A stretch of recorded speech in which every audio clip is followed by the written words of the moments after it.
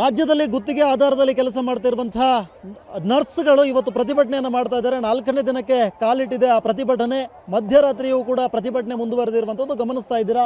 ಸಂಪೂರ್ಣವಾಗಿ ಮಧ್ಯರಾತ್ರಿಯೂ ಕೂಡ ದೂರದ ಊರುಗಳಿಂದ ಬಂದಿರುವಂಥ ಸ್ಟಾಫ್ ನರ್ಸ್ಗಳು ಅನಿರ್ದಿಷ್ಟಾವಧಿಯವರೆಗೂ ಕೂಡ ನಗರದ ಫ್ರೀಡಂ ಪಾರ್ಕ್ನಲ್ಲಿ ಪ್ರತಿಭಟನೆಗೆ ಕರೆ ಕೊಟ್ಟಿದ್ದರು. ಈ ಹಿನ್ನೆಲೆಯಲ್ಲಿ ಈಗಾಗಲೇ ಸರ್ಕಾರ ಹಲವು ಬಾರಿ ಸಂಧಾನದ ಪ್ರಯತ್ನ ಮಾಡಿದ್ರು ಕೂಡ ಸಂಧಾನ ವಿಫಲ ಆಗಿದೆ. ಸದ್ಯಕ್ಕೆ ಫ್ರೀಡಂ ಪಾರ್ಕ್ನಲ್ಲಿ ಪ್ರತಿಭಟನೆಯನ್ನು ಮುಂದುವರಿಸೋದಕ್ಕೆ ನರ್ಸ್ಗಳು ಮುಂದುವರಿಸಿರುವಂಥದ್ದು. ಸದ್ಯಕ್ಕೆ ಈ ನಿರ್ಧಾರವನ್ನು ಹಿಂತೆಗೆದುಕೊಳ್ಳೋದಿಲ್ಲ. ಯಾವುದೇ ಕಾರಣಕ್ಕೂ ಕೂಡ ನಾವು ನಮ್ಮ ಬೇಡಿಕೆ ಈಡೇರುವವರೆಗೂ ಕೂಡ ಫ್ರೀಡಂ ಪಾರ್ಕನ್ನು ಬಿಟ್ಟು ಹೋಗೋದಿಲ್ಲ ಅನ್ನುವಂಥ ನಿಟ್ಟಿನಲ್ಲಿ ಸದ್ಯಕ್ಕೆ ಪ್ರತಿಭಟನೆಗೆ ಕುಳಿತಿರುವುದನ್ನು ಗಮನಿಸ್ತಾ ಇದ್ದೀರಾ.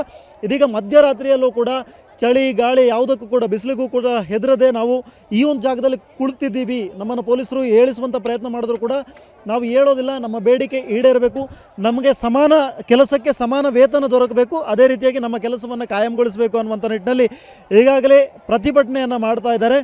ಸದ್ಯಕ್ಕೆ ಇದು 4ನೇ ದಿನ ಕಳೆದು 5ನೇ ದಿನಕ್ಕೆ ಹೋಗ್ತಾ ಇದೆ. ಒಂದಿಷ್ಟು ಪ್ರತಿಭಟನೆ ಮಾಡ್ತಿರುವಂತಹ ಸ್ಟಾಫ್ ನರ್ಸ್ಗಳನ್ನು ಮಾತನಾಡಿಸುವಂಥ ಪ್ರಯತ್ನವನ್ನು ಮಾಡ್ತೀನಿ. ಮೇಡಮ್, ಸದ್ಯಕ್ಕೆ ಪ್ರತಿಭಟನೆ ಮಾಡ್ತಾ ಇದ್ದಾರೆ, 4ನೇ ದಿನಕ್ಕೆ ಕಾಲಿಟ್ಟಿದೆ. ತಮ್ಮ ಬೇಡಿಕೆಗಳು ಏನೇನು, ಸರ್ಕಾರ ಏನೇನು ಭರವಸೆ ಕೊಟ್ಟಿದೆ, ತಾವು ಯಾಕೆ ಒಪ್ತಾ ಇಲ್ಲ? ಸರ್, ನಮ್ಮ ಬೇಡಿಕೆ 2 ಬೇಡಿಕೆ ಇದೆ ಸರ್. ಒಂದು ಕಾಯಮಾತಿ, ನಮ್ಮನ್ನ ಪರ್ಮನೆಂಟ್ ಮಾಡ್ಕೋಬೇಕು. 2ನೇದು ಸಮಾನ ಕೆಲಸಕ್ಕೆ ಸಮಾನ ವೇತನ ಕೊಡಬೇಕು. ನಾವು ಇದೇ ಬೇಡಿಕೆನ 2 ವರ್ಷ ಮುಂಚೆನೇ ಇಟ್ಕೊಂಡು, ಇದು ನಮಗೆಲ್ಲ 17 ವರ್ಷ ಸರ್ವಿಸ್ ಆಗಿದೆ ಸರ್ NRHM ಅಲ್ಲಿ. ನಾವು ಇದೇ ಬೇಡಿಕೆನ ಇಟ್ಕೊಂಡು 2 ವರ್ಷ ಮುಂಚೆ ಸ್ಟ್ರೈಕ್ ಮಾಡಿದಾಗ ವಿರೋಧ ಪಕ್ಷದಲ್ಲಿ ಇದ್ದಂಥ ನಾಯಕರಾದ DK ಶಿವಕುಮಾರ್ ಸರ್ ಅವರು ಹಾಗೂ ದಿನೇಶ್ ಗುಂಡೂರಾವ್ ಸರ್ ಅವರು ಬಂದು ಹೇಳಿದರು, ನಮ್ಮ ಸರ್ಕಾರ ಅಧಿಕಾರಕ್ಕೆ ಬಂದರೆ ನಾವು ನಿಮ್ಮ ಬೇಡಿಕೆಗಳು ಏನಿದೆ ಅದನ್ನು ಪ್ರಣಾಳಿಕೆಯಲ್ಲಿ ಸೇರಿಸಿ ನಿಮ್ಮ ಬೇಡಿಕೆ ನಾವು ಈಡೇರಿಸ್ತೀವಿ ಅಂತ ಹೇಳಿದರು ಸರ್. ಅದೇ ಭರವಸೆ ಇಟ್ಕೊಂಡು ನಮ್ಮ ಪದಾಧಿಕಾರಿಗಳು 2 ವರ್ಷದಿಂದ ಸರಾಸರಿ 30ರಿಂದ 35 ಸಾರಿ ಬೆಂಗಳೂರಿಗೆ ಬಂದು ಅವನ್ನೆಲ್ಲ ರಿಕ್ವೆಸ್ಟ್ ಮಾಡಿದ್ದಾರೆ, ಮೆಮೊರಂಡಮ್ ಕೊಟ್ಟಿದ್ದಾರೆ ಸರ್. ಸ್ಟ್ರೈಕು ಸ್ಟಾರ್ಟ್ ಆಗಿರೋ ಮುಂಚೆ, ಈ ಸ್ಟ್ರೈಕ್ನ 1 ತಿಂಗಳು ಮುಂಚೆಯಿಂದನೂ ಬಂದು ಎಲ್ಲರ ಹತ್ರ ಅಧಿಕಾರಿಗಳಿಗೆ ಹೇಳ್ಕೊಂಡು ಮೆಮೊರಂಡಮ್ ಕೊಟ್ಕೊಂಡು ಇವತ್ತು ಸ್ಟಾರ್ಟ್ ಮಾಡಿದ್ದೀವಿ ಸರ್. ಬಟ್ ಸರ್ಕಾರ ನಮ್ಗೆ ಇವತ್ತು ಬಂದು ಹೇಳ್ತಾ ಇದೆ, ನಿಮ್ಮ ಹಿತದೃಷ್ಟಿಯಿಂದ ಹೇಳ್ತಾ ಇದ್ದೀವಿ, ನಿಮ್ಮ ಸ್ಟ್ರೈಕ್ನ ಕಾಲ್ ಆಫ್ ಮಾಡಿ 10ನೇ ತಾರೀಕು ನಾವು ಕೂತ್ಕೊಂಡು ಚರ್ಚೆ ಮಾಡೋಣ. ನಿಮ್ಮ ಡಾಟಾ ಕಲೆಕ್ಟ್ ಮಾಡಿಕೊಂಡು ನಿಮ್ಗೆ ಯಾವ್ಯಾವ ಡಿಸ್ಟಿಕಲ್ಲಿ ಎಷ್ಟು ಸ್ಯಾಲ್ರಿ ಬರ್ತಿದೆ ಅದನ್ನು ನೋಡಿಕೊಂಡು ಆಮೇಲೆ 10ನೇ ತಾರೀಕು ನಾವು ಚರ್ಚೆ ಮಾಡಿ ಹೇಳ್ತೀವಿ ಅಂತ ಹೇಳ್ತಿದ್ದಾರೆ ಹೊರತು ಅದನ್ನು ಯಾವುದೇ ರೂಪದಲ್ಲಿ ಲಿಖಿತ ರೂಪದಲ್ಲಿ ನಮಗೆ ಕೊಡ್ತಾ ಇಲ್ಲ. ಚರ್ಚೆ ಮಾಡ್ತೀವಿ ಅಂತ ಹೇಳ್ತಿದ್ದಾರೆ ಹೊರತು ನಿಮ್ಮ ಬೇಡಿಕೆನ ಈಡೇರಿಸ್ತೀವಿ ಅಂತ ನಮಗೆ ಭರವಸೆ ಕೊಟ್ಟಿಲ್ಲ. ಅವ್ರು ಕೊಟ್ಟಿದ್ದು ಭರವಸೆ ನಂಬ್ಕೊಂಡು ನಾವು 2 ವರ್ಷ ಇದ್ದೀವಿ ಸರ್. ಇವಾಗ ನಮ್ಗೆ ಏನೇ ಇದ್ರೂ ಲಿಖಿತ ರೂಪದಲ್ಲಿ ನಮಗೆ ಭರವಸೆ ಬೇಕು ಸರ್. ಬಾಯಿ ಮಾತಿನ ಭರವಸೆ ನಮಗೆ ನೋಡಿ 17 ವರ್ಷದಿಂದ ಸಾಕಾಗಿದೆ. ಸೊ ನಮಗಾಗಿ ಲಿಖಿತ ರೂಪದಲ್ಲಿ ಭರವಸೆ ಬೇಕು ಸರ್.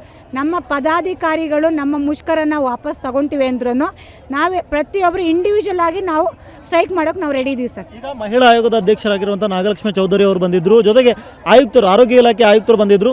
ಅವರೊಂದಿಷ್ಟು ಭರವಸೆಗಳನ್ನು ಕೊಟ್ಟರು ತಮಗೆ. ಅವ್ರು ಏನೇನು ಕೊಟ್ಟರು ಅದು ಯಾಕೆ ಒಪ್ಪಿಗೆ ಇಲ್ಲ ಸರ್? ಅವರು ಭರವಸೆ ಕೊಟ್ಟಿರು, ನಾಗಲಕ್ಷ್ಮಿ ಮೇಡಮ್ ಅವರು ಬಂದು ಭರವಸೆ ಕೊಟ್ಟರು ಸರ್. ನಮ್ಮ ಮೇಲೆ ನಂಬಿಕೆ ಇಲ್ವಾ? ನನ್ನ ಮೇಲೆ ನಂಬಿಕೆ ಇದ್ದರೆ ನೀವು ಸ್ಟ್ರೈಕ್ನ ಕಾಲ್ ಆಫ್ ಮಾಡಿ, ನಾನು ನಿಮ್ಮ ಪರವಾಗಿ ಮಾತಾಡ್ತೀನಿ. 10ನೇ ತಾರೀಕು ಚರ್ಚೆ ಮಾಡಿದಾಗ ನಿಮ್ಮ ಪರವಾಗಿ ಪಾಸಿಟಿವ್ ಆಗಿ ಹೇಳ್ತೀನಿ ಅಂತ ಹೇಳಿದ್ದಾರೆ ಹೊರತು ಪಾಸಿಟಿವ್ ಆಗಿ ಏನು ಹೇಳ್ತೀವಿ ಅಂತ ನಮ್ಗೆ ಹೇಳಿಲ್ಲ ಸರ್. ಪಾಸಿಟಿವ್ ಆಗಿ ಏನು ಹೇಳ್ತಾರೆ ಅನ್ನೋದು ನಮಗೂ ವಿಷಯ ಗೊತ್ತಾಗಬೇಕು. ಸರ್ಕಾರ 5% ಮಾಡ್ಬೋದು, 10% ಮಾಡ್ಬೋದು. ನಮಗೆ ಬರ್ತಾ ಇರೋದು 10ರಿಂದ 15 ಸಾವಿರ ಸಂಬಳ. 5% ಮಾಡಿದ್ರೆ 250ರಿಂದ 300 ರೂಪಾಯಿ ಜಾಸ್ತಿ ಆಗ್ಬೋದು. ನಮಗೆ ಅದು ಬೇಡ ಸರ್. 10ನೇ ತಾರೀಕು ನಾವು ಇವಾಗ ಹೋಗಿ ನಾವು 10ನೇ ತಾರೀಕು ಬಂದು ನಮಗೆ ನಮ್ಮ ಬೇಡಿಕೆ ಈಡೇರಿಲ್ಲ ಅಂದಾಗ ಮತ್ತೆ ನಾವು ಸ್ಟ್ರೈಕ್ ಕೂರೋದಕ್ಕಿನ್ನ ಸರ್, ನಾವು ಇದೇ ಸ್ಟ್ರೈಕ್ನ 1 ತಿಂಗಳು ಸಂಬಳ ಇಲ್ಲ ಅಂದ್ಕೊಂಡು ನಾವು ಸ್ಟ್ರೈಕ್ ಮಾಡ್ತೀವಿ ಸರ್. ನಮಗೆ ಬೇಕಾಗಿರೋ ಸರ್, ನಮಗೆ ರೈಟಿಂಗ್ ಆರ್ಡ್ರ್ ಕೊಡಬೇಕು. ಅವರು ಪರ್ಮನೆಂಟ್ನ 10ನೇ ತಾರೀಕಲ್ಲಿ ಚರ್ಚೆ ಮಾಡಿ ಡಾಟಾ ಕಲೆಕ್ಟ್ ಮಾಡಿಕೊಂಡು ಇನ್ಫಾರ್ಮೇಷನ್ ಕಲೆಕ್ಟ್ ಮಾಡ್ಕೊಂಡು ನಮಗೆ ಕೊಡಲಿ. ಆದರೆ ಸಮಾನ ಕೆಲಸಕ್ಕೆ ಸಮಾನ ವೇತನ ಕೊಡ್ತೀನಿ ಅಂತ ಆರೋಗ್ಯ ಸಚಿವರು CM ಸರ್ ಅವರು ಬಂದು ನಮಗೆ ಇಲ್ಲಿ ಲಿಖಿತ ರೂಪದಲ್ಲಿ ಯಾವುದೇ ಒಂದು ಆರ್ಡ್ರ್ ಪಾಸ್ ಆಗಬೇಕಾದ್ರೂ ಓರಲ್ಲಿ ಹೇಳಿದ್ರೆ ಅದಕ್ಕೆ ಯಾವುದೇ ರೀತಿ ಬೆಲೆ ಇರಲ್ಲ ಸರ್. ನಮ್ಮಲ್ಲಿ ನಂಬಿಕೆ ಇಲ್ವಾ ಅಂತ ಕೇಳೋದು ಅದು ಸಮಂಜಸವಲ್ಲ. ಯಾವುದೇ ಒಂದು ನಾವು ಮೆಡಿಕಲ್ ಲೈನಲ್ಲಿ ವರ್ಕ್ ಮಾಡ್ತಾಯಿದ್ದೀವಿ, ವಿತೌಟ್ ಪ್ರಿಸ್ಕ್ರಿಪ್ಷನ್ ಕೊಟ್ಟರೆ ನಾವೇ ಅಲೋ ಮಾಡಲ್ಲ. ಹಂಗಾಗಿ ಒಂದು ಲಿಖಿತ ರೂಪದಲ್ಲಿ, ಒಂದು ಲೆಟ್ರ್ ಪ್ಯಾಡಲ್ಲಿ ಏನಿದೆ ಸರ್, ಲಿಖಿತ ರೂಪದಲ್ಲಿ ನಮಗೆ ಅದನ್ನು ಕೊಟ್ಟರೆ ಸರ್, ನಾವು ಇವತ್ತು ಮಧ್ಯರಾತ್ರಿ 1 ಗಂಟೆ ಆದ್ರೂ ನಾವು ಕಾಲ್ ಆಫ್ ಮಾಡ್ತೀವಿ ಸರ್. ನಮಗೆ ಲಿಖಿತ ರೂಪದಲ್ಲಿ ಬೇಕು, ಸಮಾನ ಕೆಲಸಕ್ಕೆ ಸಮಾನ ವೇತನ ಕೊಡಬೇಕು ಸರ್. ಅಲ್ಲಿವರೆಗೂ ಯಾರು ಎದ್ದೋಗಲ್ಲ ಸರ್. 7ನೇ ತಾರೀಕಿಗೆ ಬಜೆಟ್ ಇದೆ, ರಾಜ್ಯ ಬಜೆಟ್ ಇದೆ. ಈ ರಾಜ್ಯ ಬಜೆಟ್ನಲ್ಲಿ ಏನಾದರೂ ತಮಗೆ ಬೇಡಿಕೆಗಳನ್ನು ಸುಧಾರಿಸುವಂಥ ಅಥವಾ ತಮಗೆ ತಾವು ಕೊಟ್ಟಂಥ ಬೇಡಿಕೆಯನ್ನು ಈಡೇರಿಸ್ತೀವಿ ಅಂತ ಏನಾದರೂ ಭರವಸೆ ಇತ್ತಾ? ಆ ಥರ ಏನಾದರೂ ಹೇಳಿದ್ರೆ ಸರ್ ಬಜೆಟ್ ವಿಷಯನೇ ಅವರು ತಲೆಗೆ ನಮ್ಮ ಹತ್ರ ಮಾತಾಡ್ತಾ ಇಲ್ಲ ಸರ್. ನಾವು ಅಂದ್ಕೊಂಡ್ರೆ ಸರ್ 7ನೇ ತಾರೀಕು ತನಕ ಬಜೆಟ್ ಇದೆ, 3ನೇ ತಾರೀಕಿಂದ 7ನೇ ತಾರೀಕು ಬಜೆಟ್ ಇದೆ. ಅಷ್ಟು ದಿನದಲ್ಲಿ ಏನಾದರೂ ಒಂದು ನಮ್ಮ ಬಗ್ಗೆ ಮಾತಾಡ್ಬೋದು, ನಮ್ಮ ಬಗ್ಗೆ ಚರ್ಚೆ ಆಗ್ಬೋದು, ನಮ್ಮ ಬೇಡಿಕೆ ಈಡೇರ್ಬೋದು ಅನ್ನೋ ಒಂದು ನಿರೀಕ್ಷೆಯಲ್ಲಿ ನಾವು ಹಗಲು ರಾತ್ರಿ ನಾವಿಲ್ಲಿ ಧರಣಿ ಕೂತಿದ್ದೀವಿ ಸರ್. ಅವರು ಬಜೆಟ್ನ ಸೈಡಲ್ಲಿ ಇಟ್ಬಿಟ್ಟು ಸರ್, ಬಜೆಟ್ ತಾರೀಕನ್ನ ಅವರು ಸೈಡಲ್ಲಿ ಇಟ್ಟು 10ನೇ ತಾರೀಕು ಬಜೆಟ್ ಎಲ್ಲ ಮುಗ್ದೋಗಿರುತ್ತೆ. ಅದು 10ನೇ ತಾರೀಕು ಚರ್ಚೆ ಮಾಡ್ತೀವಿ ಅಂತ ಹೇಳಿದ್ದಾರೆ ಹೊರತು ಬಜೆಟಲ್ಲಿ ಈ ವಿಷಯನ ಮಂಡನೆ ಮಾಡ್ತೀವಿ ಅಂತ ಹೇಳಿಲ್ಲ ಅವರು. 10ನೇ ತಾರೀಕು ಚರ್ಚೆ ಮಾಡಿ ಅವ್ರು ಪಾಸಿಟಿವ್ ಬಂದರೆ ಪಾಸಿಟಿವ್ ಏನು ಬೇಕಾದ್ರೂ ಬರ್ಬೋದು. ಸಮಾನ ಕೆಲಸಕ್ಕೆ ಸಮಾನ ವೇತನ ಕೊಡೋ ಮನಸ್ಥಿತಿ ಅವ್ರಿಗೆ ಇದ್ದಿದ್ರೆ ಈ ಸರಿ ರಾತ್ರಿಯಲ್ಲಿ ಬಂದು ಅವರು ಅನೌನ್ಸ್ ಮಾಡ್ತಾ ಇದ್ರು. ಅವ್ರು ಪಾಸಿಟಿವ್ ಹೇಳ್ತೀನಿ ಅಂತ ಹೇಳ್ತಾ ಇದ್ದಾರೆ ಅಂದಮೇಲೆ ಅನೌನ್ಸ್ ಮಾಡೋದು ದೊಡ್ಡ ವಿಷಯ ಅಲ್ಲ. ಅನೌನ್ಸ್ ಮಾಡ್ಬೋದಾಗಿತ್ತು, ಅವ್ರು ಮಾಡ್ತಾ ಇಲ್ಲ. ಪಾಸಿಟಿವ್ 10ನೇ ತಾರೀಕು ಹೇಳ್ತೀವಿ ಅಂತ ಹೇಳ್ತಾ ಇದ್ದಾರೆ. 10ನೇ ತಾರೀಕು ಆಗೋಷ್ಟು ಒಳಗಡೆ ಬಜೆಟ್ ಮುಗ್ದಿರುತ್ತೆ. ಬಜೆಟಲ್ಲಿ ನಮ್ಮ ಯಾವುದೇ ವಿಷಯನ ಚರ್ಚೆ ಮಾಡೋ ಭರವಸೆ ಅವ್ರು ನಮಗೆ ಕೊಟ್ಟಿಲ್ಲ ಸರ್. ಆಮೇಲೆ ಇನ್ನೊಂದು ಸರ್, ಪರ್ಮನೆಂಟ್ ಸ್ಟಾಫ್ಗಳಿಗೆ 7ನೇ ಆಯೋಗ ಮಾಡಿದ್ದಾರೆ. 7ನೇ ಆಯೋಗ 6ನೇ ಆಯೋಗ 7ನೇ ಆಯೋಗ ಮಾಡೋ ಉದ್ದೇಶ ಒಂದೇ, ಎಲ್ಲ ದರಗಳು ಜಾಸ್ತಿ ಆಗಿದೆ. ಒಂದು ತರಕಾರಿ ರೇಟು, ಹಾಲಿನ ರೇಟು, ದಿನಸಿ ರೇಟು ಎಲ್ಲ ರೇಟ್ ಜಾಸ್ತಿ ಆಗಿದೆ. ಹಂಗಾಗಿ ಅವ್ರನ್ನ 7ನೇ ಆಯೋಗ ಮಾಡಿದ್ದಾರೆ. ನಮಗೆ ಅದು ಅನ್ವಯಿಸಲ್ಲ, ನಮಗೆ ಅದು ಕೊಡ್ತಾ ಇಲ್ಲ. ನಾವು ಕೇಳ್ತಾ ಇರೋದು 6ನೇ ಆಯೋಗದ ಪ್ರಕಾರ ಕೊಡಿ ಅಂತ. ಎಷ್ಟು ವೇತನ ಎಷ್ಟಿದೆ ಸದ್ಯಕ್ಕೆ, ಮತ್ತೆ ನಿಮ್ಮ ಜೊತೆಗೆ ನಿಮ್ಮ ಸಮಾನವಾಗಿ ಕೆಲಸ ಮಾಡುವಂಥ ಅವರಿಗೆ ಎಷ್ಟಿದೆ ವೇತನ, ಅದನ್ನು ಒಂದು ಇಷ್ಟು ಹೇಳಿದ್ರೆ ಜನಗಳಿಗೆ ಗೊತ್ತಾಗುತ್ತೆ ಎಷ್ಟು ವೇತನ ಇದೆ ಸರ್. ನಮಗೆ ಸದ್ಯ ಕೊಡ್ತಿರೋ ವೇತನ 16,800 ರೂಪಾಯಿ ಸರ್ ನಮಗೆ ಕೊಡ್ತಾ ಇರೋದು.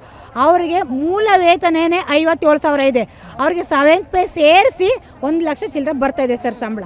ನಾವು ಕೇಳ್ತಾ ಇರೋದು 7ನೇ ವೇತನ ಕೇಳ್ತಾ ಇಲ್ಲ, ನಾವು ಕೇಳ್ತಾ 6ನೇ ವೇತನಕ್ಕೆ ಅನುಗುಣವಾಗಿ 33,350 ರೂಪಾಯಿ ಸಂಬಳ ಕೇಳ್ತಾ ಇದ್ದೀವಿ ಸರ್. ನಮಗೆ ಆಮೇಲೆ ಅವ್ರಿಗೆ ಏನು ಫೆಸಿಲಿಟಿ ಇದೆ ಅದು ನಮಗೆ ಎಳ್ಳಷ್ಟು ಇಲ್ಲ. ಬಟ್ ಅವ್ರು ಏನು ಕೆಲಸ ಮಾಡ್ತಿದ್ದಾರೆ ಅದೇ ನಾವು ಕೆಲಸ ಹೇಳ್ತಿದ್ವಿ. ಕೆಲಸದಲ್ಲಿ ತಾರತಮ್ಯ ಇಲ್ಲ ಅಂತ ಅಂದಮೇಲೆ ವೇತನದಲ್ಲಿ ತಾರತಮ್ಯ ಯಾಕೆ ಮಾಡಬೇಕು? ಇದು ನಮ್ಮ ಬೇಡಿಕೆ.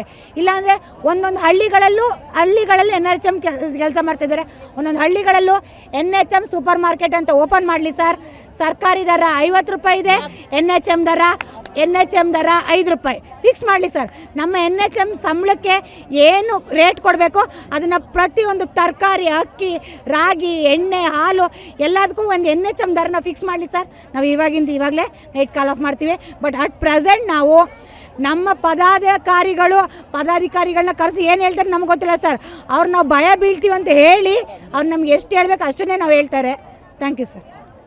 ಸದ್ಯಕ್ಕೆ ಇದು ಪ್ರತಿಭಟನೆಗೆ ಕುಳಿತಿರುವಂತಹ ಶುಶ್ರೂಷಕಿಯರು ಮಾತನಾಡ್ತಾ ಇರುವಂಥದ್ದು, ಗುತ್ತಿಗೆ ನರ್ಸ್ಗಳು ಮಾತಾಡ್ತಾ ಇರುವಂಥದ್ದು. ಸದ್ಯಕ್ಕೆ ನಾವು ಪ್ರಿಸ್ಕ್ರಿಪ್ಷನ್ ಇಲ್ಲದೆ ಯಾವುದೇ ರೀತಿಯಾದಂಥ ಒಂದು ಮೆಡಿಸಿನನ್ನೇ ಕೊಡೋದಿಲ್ಲ. ಅಂಥದ್ರಲ್ಲಿ ನಮಗೆ ಒಂದು ಲಿಖಿತ ರೂಪದಲ್ಲಿರುವಂಥ ಭರವಸೆ ಬೇಕು. ಆ ಭರವಸೆ ಸಿಗುವವರೆಗೂ ಕೂಡ ನಾವು ಪ್ರತಿಭಟನೆಯನ್ನು ಮೊಟಕುಗೊಳಿಸೋದಿಲ್ಲ ಅನ್ನುವಂಥ ಮಾತುಗಳನ್ನು ಹೇಳ್ತಾ ಇದ್ದಾರೆ. ಕ್ಯಾಮರಾ ಪರ್ಸನ್ ಪ್ರತಾಪ್ ಜೊತೆ ಸ್ವಸ್ತಿ ಕನ್ಯಾಡಿ, ಏಷ್ಯಾನೆಟ್ ಸುವರ್ಣ ನ್ಯೂಸ್, ಬೆಂಗಳೂರು.